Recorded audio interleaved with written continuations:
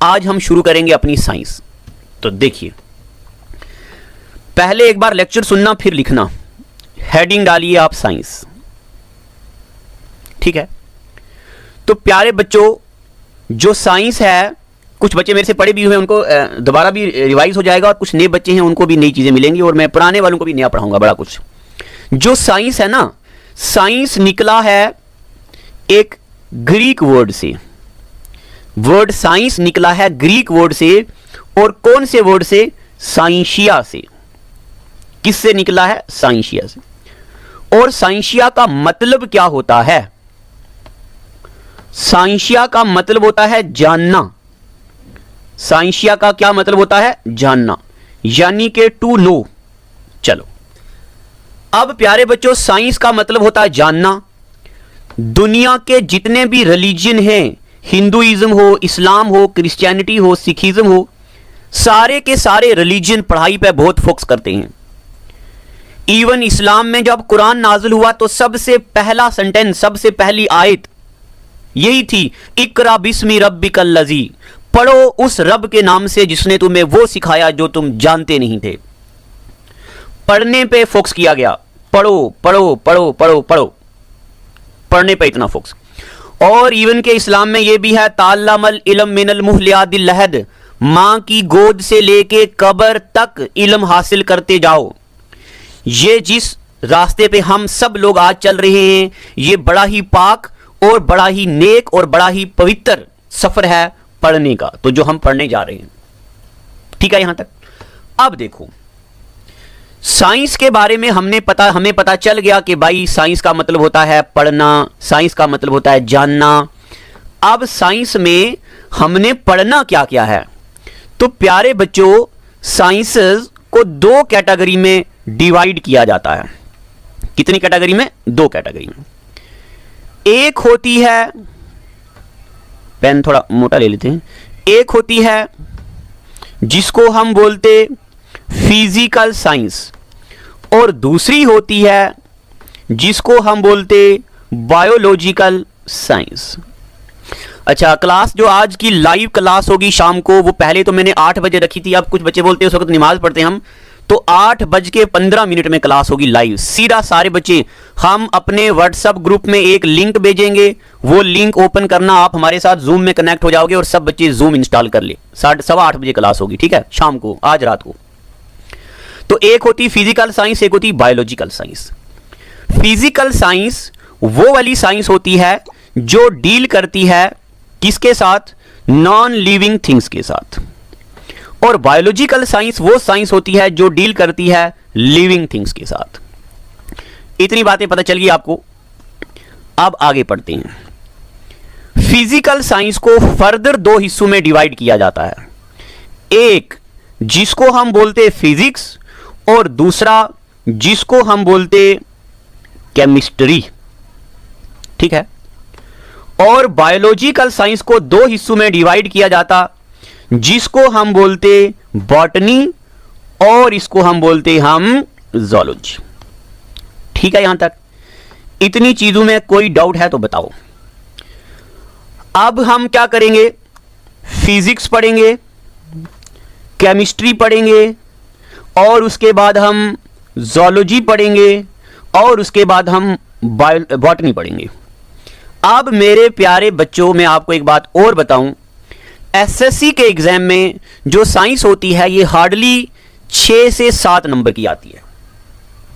SSC के exam में मैं जो रेड वाला लिखूंगा वो एसएससी का लिखूंगा, सीजीएल की बात कर रहा हूं। और उसमें 3 से 4 क्वेश्चन ज़ूलॉजी के आते हैं, कभी कभार एक आध क्वेश्चन बॉटनी का आता है, और 2 से 3 क्वेश्चन फिजिक्स के, और 1 से 2 क्वेश्चन केमिस्ट्री के, ठीक है। यानी कि 2, 3, 4, 5, 6, 7 हो गया। अगर हम बात करें रेलवे एग्जाम की, तो रेलवे एग्जाम में साइंस आती है कम से कम 15 नंबर की, और उन 15 नंबर में से 7 से 8 सवाल या इतने नंबर होते ज़ूलॉजी के, और बाकी इनमें से कुछ भी आगे पीछे हो सकता है। बाकी जेके एसएसबी के एग्जाम से इसमें से कम ही आता है, बहुत कम। और रही बात अकाउंट असिस्टेंट की, तो वहां पे तो साइंस ही 10 नंबर की है, और उसमें से हार्डली एक आध ऐसा यूनिट पूछ लेंगे, एक आध इन्वेंशन एंड डिस्कवरी पूछ लेंगे, ये सारी चीजें। और उन बच्चों को नोट्स हमने दे दिए हैं, उसमें लिखा हुआ है। तो अब ये थी इनकी मार्क्स की नंबरों का ब्रेकअप, यानी कि फिजिक्स कितने नंबर की, केमिस्ट्री कितने नंबर की, जूलॉजी और बॉटनी। अब हम सबसे पहले पढ़ने जा रहे हैं फिजिक्स। ठीक है, इतना समझ आ गया आपको जो मैंने लिखा है। तो अब प्यारे बच्चों चलिए आगे और नेक्स्ट पेज पे लिखिए। हेडिंग डालो फिजिक्स। जिस तरह साइंस निकला है ग्रीक वर्ड साइंशिया से, उसी तरीके से फिजिक्स भी निकला है एक ग्रीक वर्ड फ्यूजेस से। और फ्यूजेस का मतलब क्या होता है? फ्यूजेस का मतलब होता है nature, nature and natural phenomena. अब नेचुरल फिनोमिना का मतलब क्या होता है कि जो काम खुद ब खुद हो रहा हो। आखिर कैसे सूरज रोज अपनी रोशनी देता फिर गायब हो जाता, आखिर कैसे अर्थ अपने ऑर्बिट में सूरज के इर्द गिर्द घूमती है, आखिर कैसे बादल बनते हैं, ये चीजें हम पढ़ते हैं नेचुरल फिनोमिना में, और ये निकला है फ्यूजेस से। इतनी बातें पता चल गई। अब फिजिक्स के बारे में और फर्दर चीजें हम एग्जामिनेशन पॉइंट ऑफ व्यू से पढ़ते हैं कि एग्जाम के लिए हमें क्या क्या पढ़ना है। इसको मैं अरेज कर, चलो मैं यही लिखता हूं। देखो, सारी चीजें कुल मिला के ना मेजरमेंट पे रुकती हैं, नापना चीजों को। तो प्यारे बच्चों, फिजिक्स की सबसे पुरानी ब्रांच है जिसको बोलते हैं mechanics. Oldest branch of physics mechanics. अब मैकेनिक्स का यूज कैसे होता है रोजमर्रा की जिंदगी में? देखो, मान लो ये कोई इंसान है और इस इंसान ने ये लगा दी फड़ी, और फड़ी पे ये बेचने लगा कपड़ा, खुला कपड़ा। और ये कोई मोहतरमा है, ये इनके पास जा रहे हैं और ये इनको बोलेंगे भैया ये कपड़ा दो, तो ये इनको कपड़ा देंगे कैसे? ना उस वक्त मीटर है, ना सेंटीमीटर है, ना किलोमीटर है, ना लीटर है, कुछ भी चीजें वजूद में नहीं है। तो ये बंदा इसको कपड़ा कैसे देगा? हाथों के साथ। गिठ नापते हैं ना, इतने गिठ हो गया, ये 2 गिठ हो गया है ना, ये आपको पता है, ये हाथों से मेजर करते हैं। तो ये बंदा हाथों से कपड़ा मेजर करेगा। तो जब ये बंदा हाथों से कपड़ा मेजर करके देगा, अब ये मेल है, ये फीमेल है, इसका हाथ बड़ा होता है, इसका हाथ छोटा होता है, तो मिसमैनेजमेंट हो जाएगी। मगर लोग इससे काम चलाते थे, चल रहा था काम। अब इसके बाद क्या हुआ? धीरे धीरे धीरे धीरे चीजें सुधरने लगी। एक मेजरमेंट का यूनिट आ गया। क्या आ गया? मेजरमेंट का यूनिट। तो कैसे आया ये देखिए। सबसे पहले दुनिया की ऐसी कोई भी चीज, anything which can be measured, दुनिया की हर वो चीज जिसको हम मेजर कर सकते हैं, उस चीज को बोलते हैं फिजिकल क्वांटिटी। क्या बोलते हैं उसको? Physical quantity. अब ये फिजिकल क्वांटिटी जो होती है वो 2 किस्म की होती है। एक को बोलते हैं फंडामेंटल और एक को बोलते हैं डिराइव्ड। बहुत ही इंपॉर्टेंट और बहुत ही मुश्किल कंसेप्ट समझाने जा रहा हूं, गौर से सुनना। एक होता फंडामेंटल, एक होता डिराइव्ड, और एक तीसरा भी होता जिसको बोलते सप्लीमेंटरी।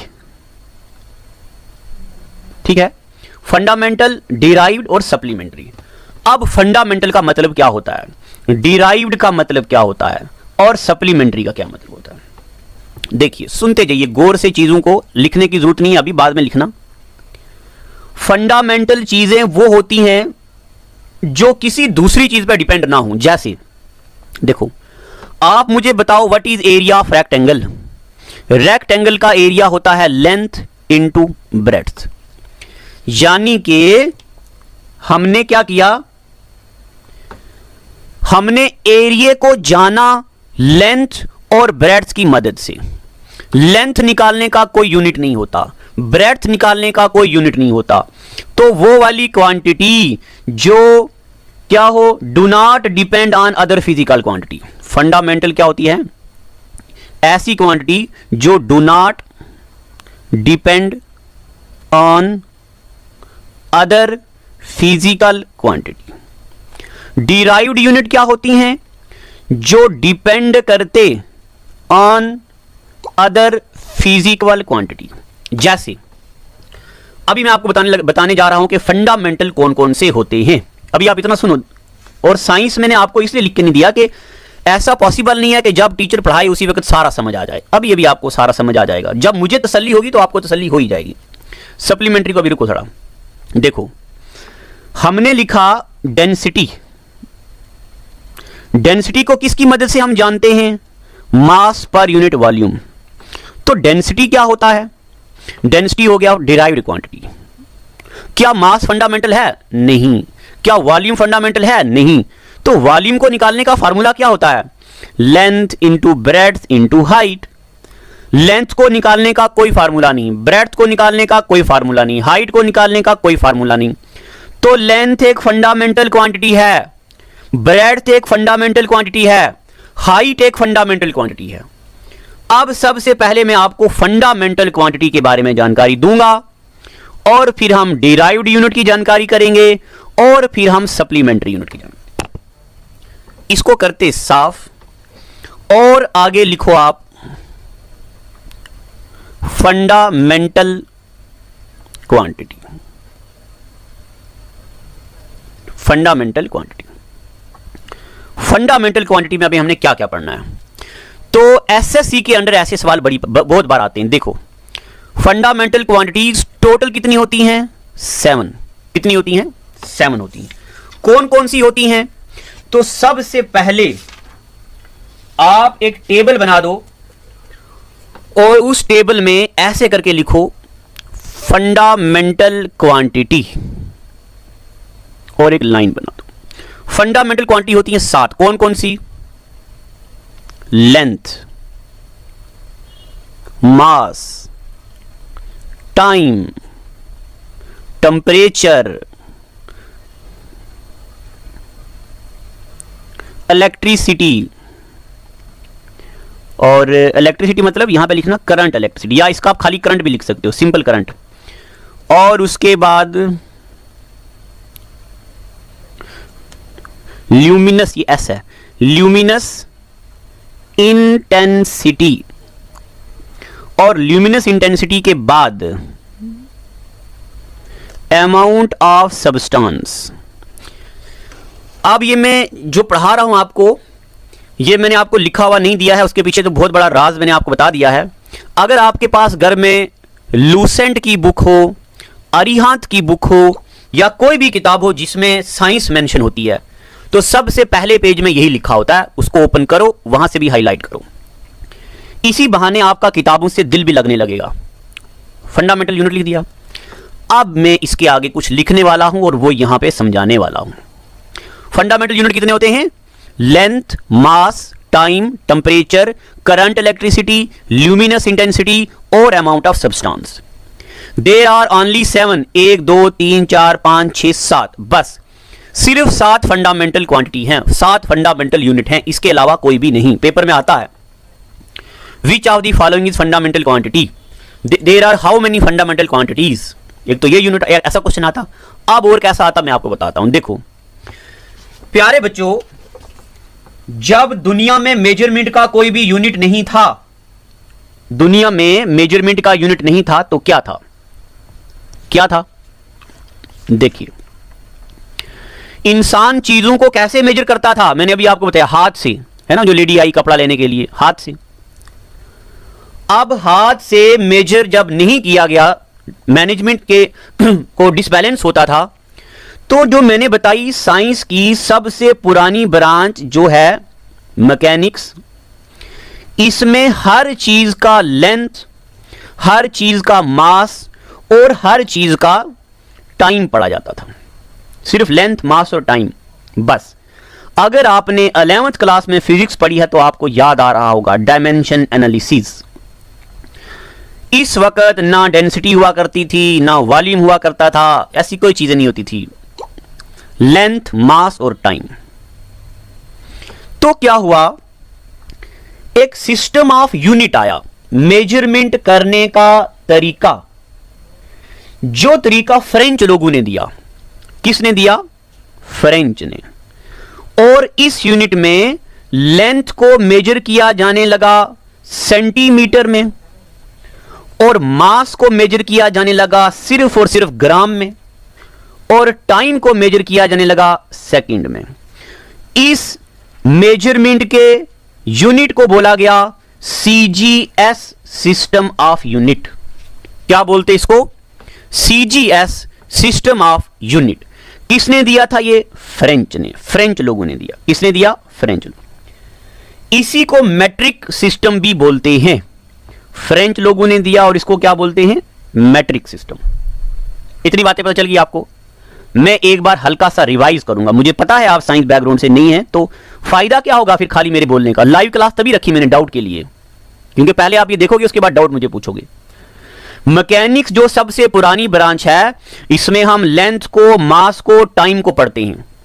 लेंथ को किस में मेजर किया जाने लगा? सेंटीमीटर में। मास को ग्राम में, टाइम को सेकंड में। अब पेपर में कैसा क्वेश्चन आता है, what is CGS unit of mass? तो gram. What is unit of time in CGS system? तो second. What is unit of length in CGS system? तो क्या है? सेंटीमीटर। अगर आपने फिजिक्स पढ़ी तो आपने 11th क्लास में पढ़ा होगा डाइन क्या होता, आपने पढ़ा होगा अर्ग क्या होता, आपने पढ़ा होगा हॉर्स पावर क्या होता, आपने पढ़ा होगा वाट क्या होता। ये चीजें पढ़ी ना आपने? नहीं पढ़ी तो कोई बात नहीं, मैं किस लिए हूं। ये मेरा वादा है, आपने पहले साइंस पढ़ी हो या ना पढ़ी हो, आपको साइंस का धुरंधर बना देंगे हम। मगर शर्त यह है, लेक्चर पेंडिंग नहीं रखना और लाइव क्लास स्किप नहीं करना। तो सीजीएस सिस्टम मैंने आपको बताया, मगर देखो सेंटीमीटर तो बहुत छोटा यूनिट होता है, कौन इतना मेजर करने लगे। अब वक्त बदलता गया, तो एक दूसरा सिस्टम ऑफ यूनिट आया। जो सिस्टम दिया किसने? ब्रिटिशर्स ने। किसने दिया? ब्रिटिशर। मेजर करने का सिस्टम। और इस सिस्टम को बोला जाने लगा एफपीएस सिस्टम। एफपीएस। अब एफपीएस यानी कि एफपीएस सिस्टम में लेंथ को मेजर किया जाने लगा फुट में, फुट पाउंड से, और मास को मेजर किया जाने लगा पाउंड में। हम नहीं बोलते इतने पाउंड ये धागा है। टाइम को मेजर किया जाने लगा सेकंड में।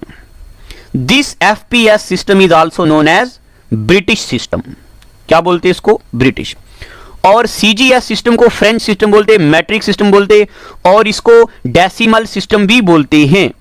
डेसिमल मैं छोटे छोटे लिख रहा हूं, ये सब ऊपर वाले का है, ठीक है, यहां तक डेसिमल सिस्टम। तो दो हो गए एफपीएस सिस्टम। अब प्यारे बच्चों, इसमें भी अलग अलग कंट्री के लोग अलग अलग तरीके से मेजर करने लगे।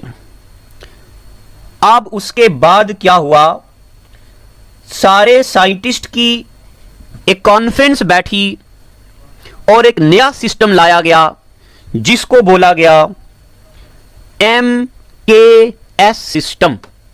यानी कि लेंथ को मेजर किया जाने लगा मीटर में, मास को मेजर किया जाने लगा किस में? किलोग्राम में, और टाइम को मेजर किया जाने लगा किस में? सेकंड में। क्या बोलते हैं इसको? MKS system. इतनी बातें पता चल गई आपको। तो MKS सिस्टम जो है ये पूरी दुनिया के लोग ऑथेंटिक मानने लगे, इस पे ज्यादा काम होने लगा। तो जब इस पे काम होने लगा तो उसके बाद 1960 में international conference of weight and measurement, उसकी एक मीटिंग बैठी जनेवा में। कहां बैठी? जनेवा में 1960 में। और इन्होंने बोला पूरी दुनिया के लोग जब भी किसी चीज को मेजर करेंगे तो MKS सिस्टम में मेजर करेंगे, और इसका नाम हम MKS नहीं रखेंगे, इसका नाम हम रखेंगे standard international de unit. Standard international unit यानी कि MKS system is modified and was called as SI unit. यही हमारे सिलेबस का हिस्सा होता है। What is SI unit of current, what is SI unit of mass, what is SI unit of time, SI unit of temperature, SI unit of luminous intensity, SI unit of plane angle, solid angle, SI unit of density. लाखों हजारों की तादाद में SI unit याद करने पड़ते हैं हमें, ठीक है। अब लेंथ का SI यूनिट क्या होता है, तो मैंने आपको यह बताया लेंथ को मेजर करते किसमें, फुट में, लेंथ किसमें करते, मीटर में। तो लेंथ का SI यूनिट क्या होगा, तो लेंथ का SI यूनिट होता है क्या, मीटर। मास का यूनिट क्या होता है, तो मास का SI यूनिट होता है किलोग्राम। टाइम का यूनिट क्या होता है, सेकंड। टेम्परेचर का SI यूनिट होता है केल्विन।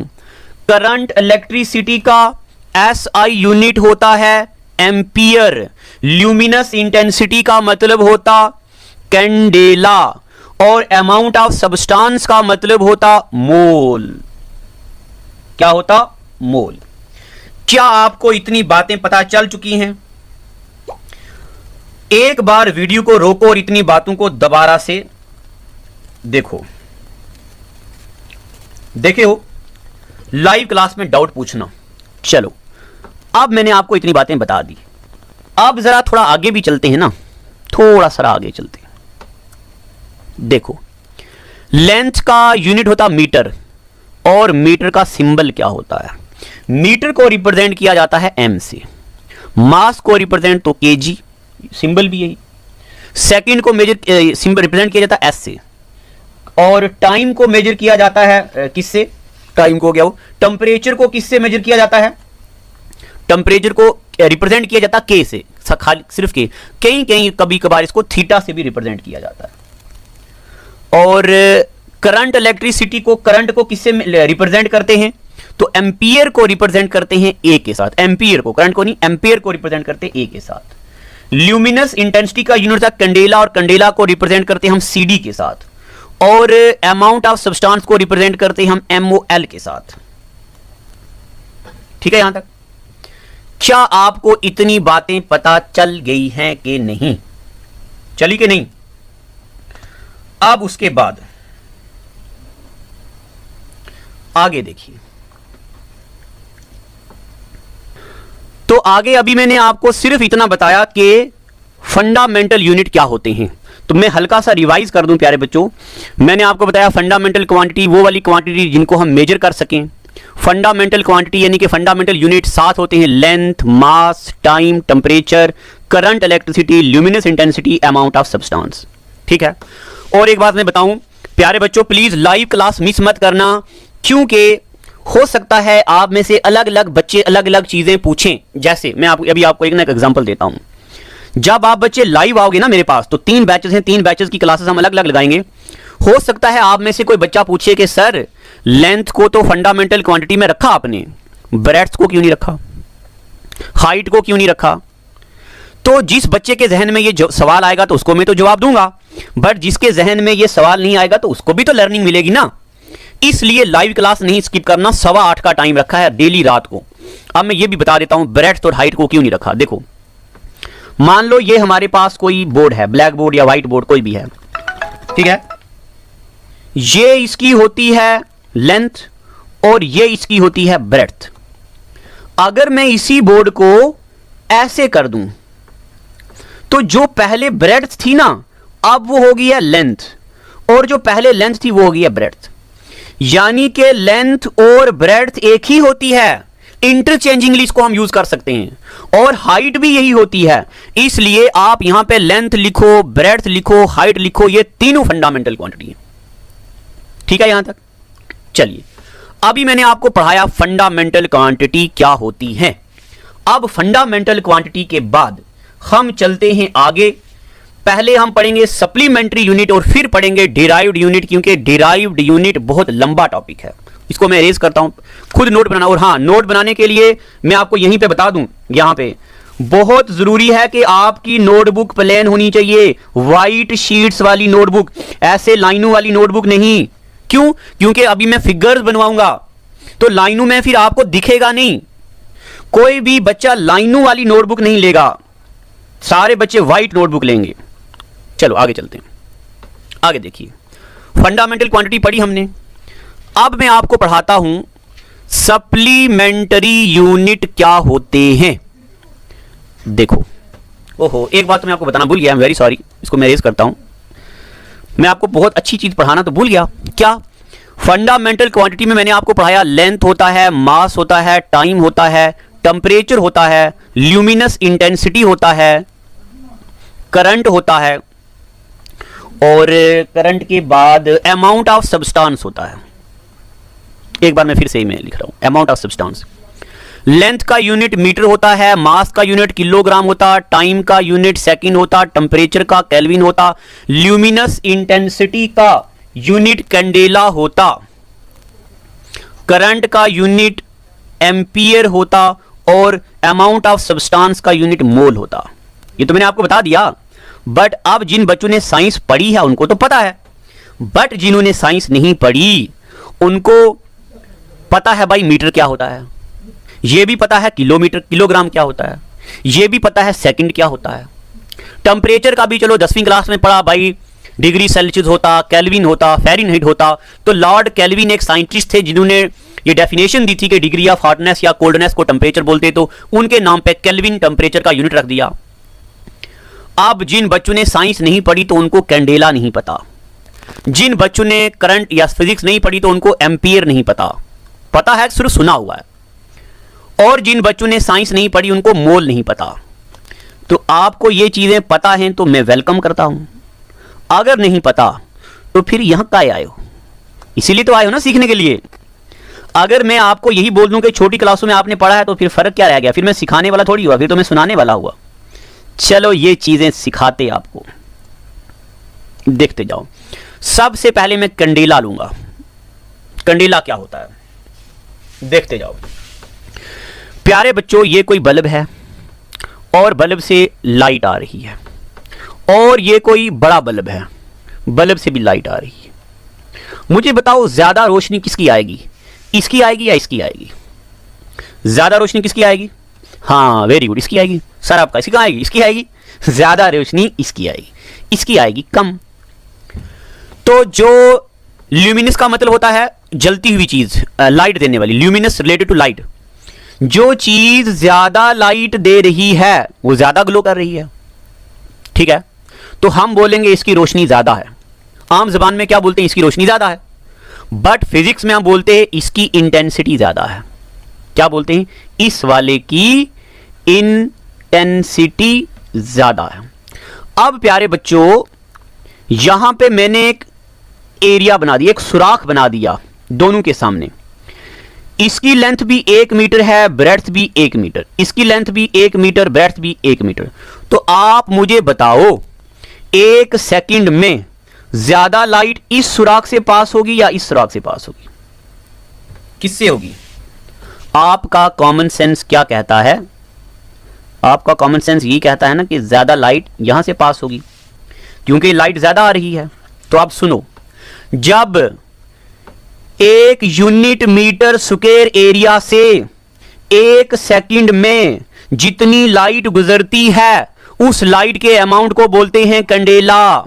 उस लाइट के अमाउंट को क्या बोलते? कैंडेला। समझ नहीं आया? मुझे पता है समझ नहीं आया। चलो दूसरी एग्जांपल लेते हैं। आप चले गए दुकान पे और दुकान वाले को बोला, अंकल अंकल 1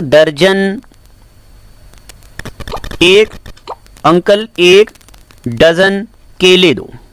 तो वो आपको देगा कितने केले? 15 केले। 15 देगा। अरे आप सोचो कि मास्टर सटिया गया का? 12 केले बोलता नहीं, 12 का ही नहीं बोलता, 15 बोलता। हाँ, तो 1 दर्जन में कितने होते हैं? 12। आप मुझे बताओ कौन सी किताब में आपने पढ़ा कि 1 दर्जन में 12 केले होते हैं? 1 दर्जन अंडे लिए जाएं तो 12 अंडे मिलते हैं। 1 दर्जन कचौरी ली जाए तो 12 कचौरियां मिलती हैं। कौन सी किताब में पढ़ा? कहीं नहीं पढ़ा। बट बचपन से रिवाज चला रहा, मम्मी पापा बोलते, दादी दादा बोलते, पड़ोसी बोलते, सारे बोलते, तो हमारे दिमाग में डजन का कंसेप्ट बैठ गया कि 12 होते हैं। वो सीखने में कोई दिक्कत नहीं होती। प्यारे बच्चों उसी तरीके से जब 1 मीटर स्क्वायर एरिया से 1 सेकंड में कितनी लाइट गुजरती है वर्टिकली, उस लाइट के अमाउंट को फिजिक्स में बोलते हैं कैंडेला। क्या बोलते? कैंडेला। तो जितना लाइट का सोर्स कम उतनी इंटेंसिटी कम, जितना लाइट का सोर्स ब्राइटर उतनी इंटेंसिटी क्षमता कशिश तेज, और उसी को फिजिक्स में बोलते कैंडेला। अब आपको कोई बच्चा पूछेगा भैया कैंडेला क्या होता है, तो आप बोलेंगे बेटा सुनो, 1 यूनिट मीटर स्क्वायर एरिया से जब 1 सेकंड में कितनी लाइट गुजरती है उस लाइट के अमाउंट को बोलते कैंडेला। तो अगर इसका मीटर स्क्वायर बढ़ा दिया जाए तो 2 कैंडेला, और बढ़ा दिया जाए तो 3 कैंडेला। तो कैंडेला लाइट की इंटेंसिटी को या क्षमता को या कशिश को मेजर करने का यूनिट होता है। कैंडेला पता चल गया? अगर अब पता नहीं चला तो लाइव क्लास में फिर से पूछेगा, मैं फिर से बताऊंगा। अब रही बात एम्पेयर की, तो एम्पेयर मैं यहां नहीं बताऊंगा। क्यों? देखो, अगर मैं आपको एम्पेयर यहां बताऊंगा ना तो आपका जहन अभी अभी चीजों को एब्जॉर्ब करने के लिए दिक्कत पैदा करेगा। और अभी 2-3 दिन कहां, अभी 5-7 दिन के बाद हम करंट इलेक्ट्रिसिटी पढ़ने वाले हैं। तो करंट इलेक्ट्रिसिटी में करंट की धज्जियां उड़ाएंगे हम पढ़ेंगे करंट क्या होता, करंट कैसे बनता, अल्टरनेट करंट क्या होता, डीसी करंट क्या होता, फ्रीक्वेंसी क्या होता, करंट का वोल्टेज क्या होता, करंट की वॉल्यूम कितनी होती, और करंट के टाइप क्या क्या होते, करंट कैसे प्रोड्यूस होता, सारा कुछ पढ़ने वाले करंट के बारे में।